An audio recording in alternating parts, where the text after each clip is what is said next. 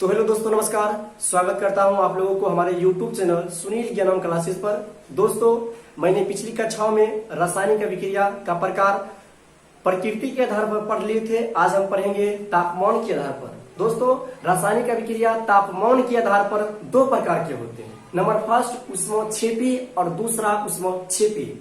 और इसमें दोस्तों हम पढ़ेंगे रासायनिक अभिक्रिया एवं समीकरण में प्रयुक्त संकेत एवं रासायनिक अभिक्रिया को समीकरण में लिखने का क्या नियम है, आज हम इस पर डिस्कस करेंगे। तो चलिए चलते हैं हम अपनी टॉपिक की तरफ। पहला टॉपिक है तापमान के आधार पर रासायनिक अभिक्रिया का प्रकार में ऊष्मक्षेपी अभिक्रिया, जिसको अंग्रेजी में बोलते हैं एक्सोथर्मिक रिएक्शन। तो दोस्तों, एक्सोथर्मिक रिएक्शन जो है, जिसमें एक्सोथर्मिक वर्ड दो ग्रीक शब्द एक्सो प्लस थर्मिक से बनी है, जिसमें एक्सो का अर्थ होता है बाहर तथा थर्मिक का अर्थ होता है ऊष्मा, अर्थात ऊष्मा का बाहर निकलना ही ऊष्मक्षेपी अभिक्रिया कहलाती है।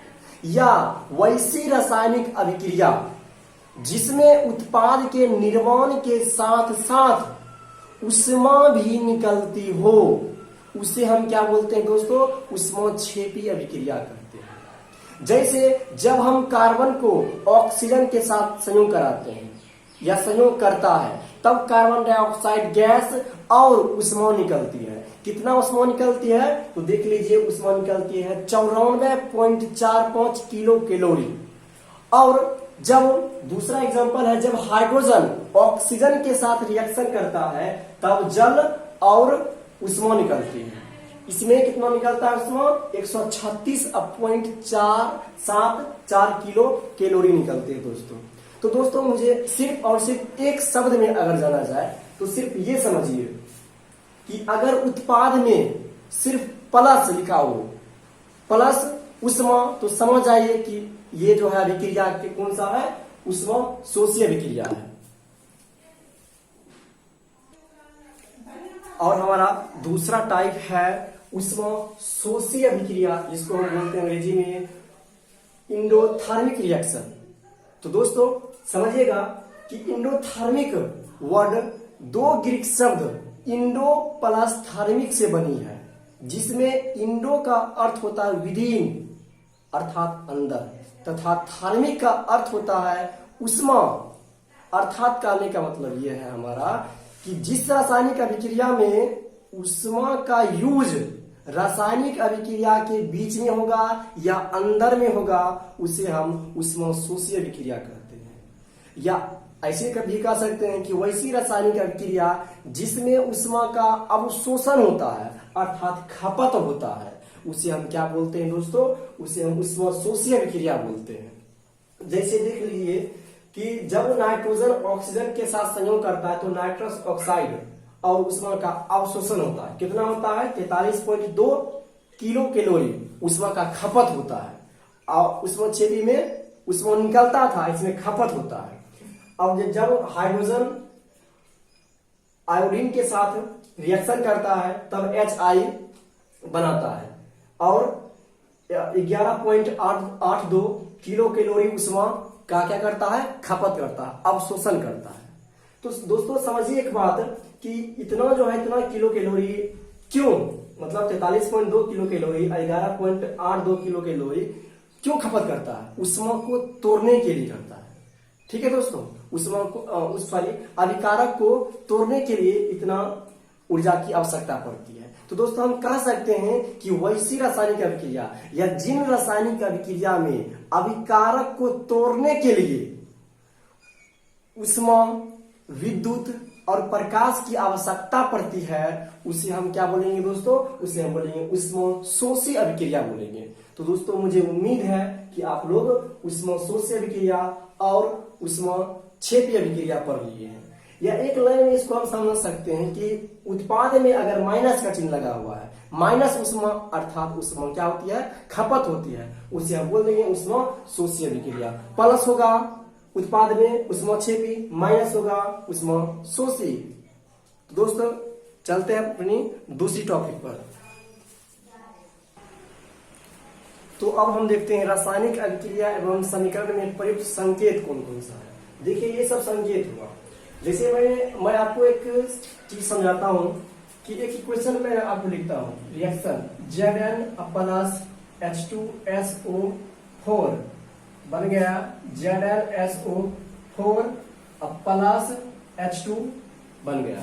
अगर Zn ब्रैकेट में लिखा हुआ L और यहां लिखा हुआ है AQ, अपना यहां लिखा हुआ है AQ और यहां लिखा हुआ है G, इसका मतलब क्या होता है? तो जहां सिर्फ सॉरी यहां लिख दीजिए S लिख दीजिए या S लिख दीजिए। तो Zn का अर्थ होता है सॉलिड, अर्थात जो Zn है जिंक है वह क्या है? ठोस है। H2SO4 AQ का अर्थ होता है जलीय विलयन। ZnSO4 AQ, जहां AQ लग गया समझिए कि वह पदार्थ, वह चीज, वह यौगिक, वह एलिमेंट क्या है। अगर ZnSO4 यौगिक में AQ लगा हुआ है तो समझिए कि यौगिक जो है ना वह जलीय विलयन है। अगर H2 में लगा हुआ है G, मतलब H2 जो है वह गैस है। जैसे देख लीजिए S का अर्थ होता है सॉलिड, क्या है? ठोस का सूचक है। L लिक्विड द्रव का सूचक है और G गैस का सूचक है। और ये देख लीजिए एरो का चिन्ह अनुत्क्रमणीय अभिक्रिया का सूचक है। जी, अगर जिस रासायनिक अभिक्रिया में सिर्फ एक ही तरफ रासायनिक अभिक्रिया होगा तो उसे हम बोलेंगे अनुत्क्रमणीय अभिक्रिया। अगर दोनों तरफ अभिक्रिया होगा तब उसे बोलेंगे हम उत्क्रमणीय अभिक्रिया। का संकेत देख लीजिए। और इसका उल्टा तीर का क्या मतलब होता है? अवक्षेप अर्थात ठोस बनने का सूचक होता है। ठीक है। और ये गैस बनने का सूचक है। जैसे कि अगर CO2 इस तरह से लिखा हुआ है अर्थात CO2 जो है ना वह गैस बन रहा है। प्लस KCl मैंने आपको बताया था उष्मोत्क्षेपी में अगर उत्पाद में प्लस लगा हुआ है तो वो जो है उष्मोत्क्षेपी अभिक्रिया का क्या होगा? सूचक होगा। अगर माइनस होगा तब उष्मशोषी अभिक्रिया का सूचक होगा। अगर ये छोटा जो है छोटा टाइप का अगर लिखा हुआ है त्रिभुज, इसका मतलब होता है यौगिक को गर्म करने का सूचक। और AQ का मतलब जलीय विलयन का सूचक होता है।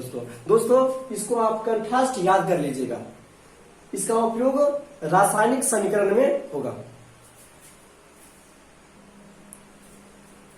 तो अब हम देखते हैं कि रासायनिक अभिक्रिया को समीकरण में किस तरह से लिखते हैं दोस्तों। तो दोस्तों पहला नियम क्या कहता है कि अभिकारक जो अभिक्रिया में भाग लेते हैं उसे तीर चिन्ह के बाईं ओर लिखा जाता है।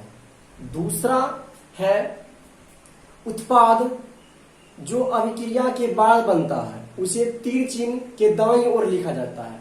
जैसे देख लीजिए CaCO3 कैल्शियम कार्बोनेट के भी जब अभिक्रिया होता है तो कैल्शियम ऑक्साइड और प्लस कार्बन डाइऑक्साइड गैस बनता है।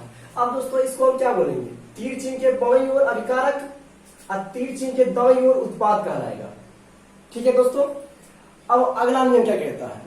यदि तीर चिन्ह के दोनों ओर अभिकारक तथा उत्पाद एक से अधिक हो तो उनके बीच योग अर्थात प्लस का चिन्ह का हम प्रयोग करते हैं। जैसे देख लीजिए जब जिंक सल्फ्यूरिक अम्ल के साथ अभिक्रिया करता है तब ZnSO4 प्लस H2 गैस बनता है। तो दोस्तों समझिए यहां देखिए एक से अधिक है, 1 2 है, यहां भी 1 और 2 है, अभिकारक में भी 2 है और प्रतिफल में भी उत्पाद में भी 2 है। तो इनके बीच देखिए किसका साइन है? प्लस का साइन है। देख लीजिए प्लस का साइन है। तीसरा नियम हो गया। और हमारा चौथा नियम कहता है कि तीर चिन्ह यह निर्देशित करता है कि अभिकारक अभिक्रिया करके उत्पाद बनाता है। ठीक है। तीर चिन्ह यह दिखाता है कि अभिकारक किस दिशा की तरफ हो रही है। जैसे देख लीजिए A प्लस B रिएक्शन किया तो C और D बन गया। इस अभिक्रिया में A और B अभिकारक है जबकि C और D क्या है? उत्पाद है अर्थात प्रतिफल है। तीर चिन्ह यह बताता है कि A और B की अभिक्रिया के फलस्वरूप C और D प्रतिफल या उत्पाद बनते हैं। तो दोस्तों मुझे उम्मीद है कि आप लोगों को यह वीडियो पसंद आई होगी। यदि पसंद आई है तो लाइक शेयर एंड सब्सक्राइब करना ना भूलें। ठीक है। वीडियो को देखने के लिए धन्यवाद। Thanks for watching the video. Don't forget my YouTube channel Sunil ज्ञानम क्लासेस।